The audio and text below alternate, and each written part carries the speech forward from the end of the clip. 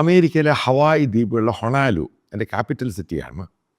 അവിടെ നടന്ന ഈ ചില രാജ്യങ്ങളുടെ ഫോറമുണ്ട്. അതായത് America, Canada, Taiwan, Australia, Japan, Philippines.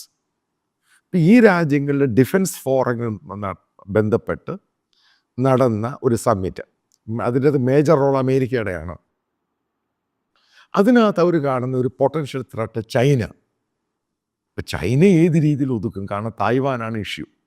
ഒരു ഭാഗത്ത് ഉക്രൈൻ, അത് ഉക്രൈൻ്റെ പ്രശ്നം മുഴുവനും ഉക്രൈനുമായിട്ട് ബന്ധപ്പെട്ട പ്രശ്നമല്ല, യൂറോപ്പിനാണ്.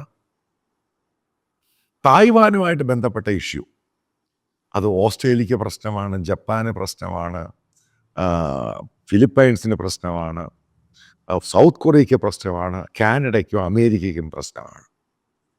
കാരണം അതിൻ്റെ റീസൺ എന്ന് പറയുന്നത് പ്രധാനപ്പെട്ട പല കാര്യങ്ങളുണ്ട്. അതായത് ഒന്നാമത്തെ റീസൺ എന്ന് പറയുന്നത് ഈ ചൈന ഷിപ്പ് പോകുന്ന റൂട്ട്, അതായത് ലോകത്തിലെ ഗ്ലോബൽ ട്രെയിനിൻ്റെ 40% ഷിപ്പുകൾ, അതായത് ട്രാൻസ്പോർട്ടേഷൻ നടക്കുന്ന റൂട്ടാണത്. കാരണം അവിടെ ചൈനയ്ക്ക് അപ്രമാദിത്വമുള്ള ഒരു സ്ഥലമാണ്.